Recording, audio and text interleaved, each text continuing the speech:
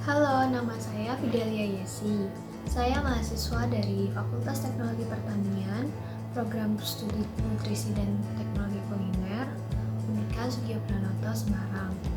Dalam video ini, saya akan menanggapi 3 pertanyaan dari Pak Greg. Yang pertama itu ada gimana sih caranya kita untuk menjalin relasi dengan orang-orang di sekitar kita yang memiliki perbedaan dengan kita. Saya mengambil dari Yohanes 13, 34-35 yang berbunyi, Aku memberikan perintah baru kepada kamu, yaitu supaya kamu saling mengasihi, sama seperti aku telah mengasihi kamu. Demikian pula kamu harus saling mengasihi. Dengan demikian, semua orang akan tahu bahwa kamu adalah murid-muridku, yaitu jikalau kamu saling mengasihi. Dikatakan dalam ayat ini bahwa Allah telah berbesar hati mau memaafkan manusia atas segala dosa dan kesalahan-kesalahannya.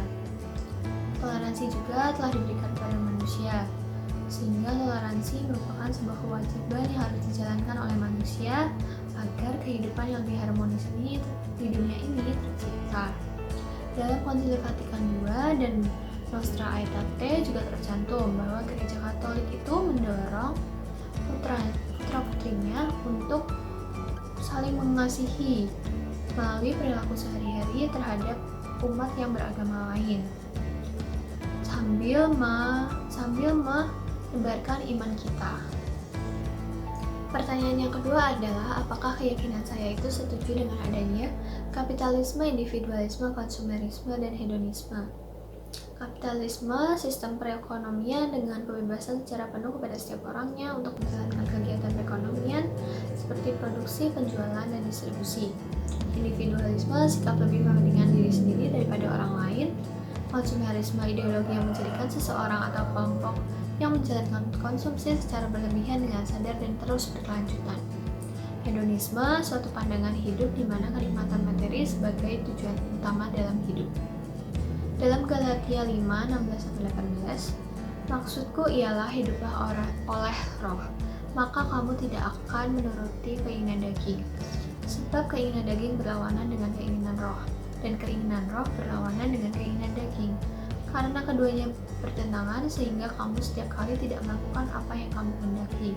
Akan tetapi jikalau kamu memberi dirimu dipimpin oleh roh, maka kamu tidak hidup di bawah hukum Taurat. Rasul Paulus dalam suratnya untuk umat di Galatia mengingatkan agar tidak menuruti keinginan daging, melainkan hidup dalam pimpinan Roh Kudus. Tidak seperti daging kita, melainkan Roh Kudus itu memiliki keinginannya sendiri yang berkenaan dengan Tuhan. Sehingga jika kita hidup dengan pimpinan Roh Kudus, secara bersamaan kita juga dapat menjauhi keinginan daging kita. Oleh karena itu dapat disimpulkan bahwa kapitalisme, individualisme, dan konsumerisme dan juga hedonisme merupakan hal yang tidak sejalan dengan ajaran Gereja Katolik, sehingga perlu dijauhi karena tidak sejalan dengan nilai kasih, pengorbanan, dan solidaritas. Yang ketiga ialah konsep kiamat karena kesombongan manusia. Kisah yang saya ambil adalah kisah Menara Babel pada Kejadian 11, 1-9.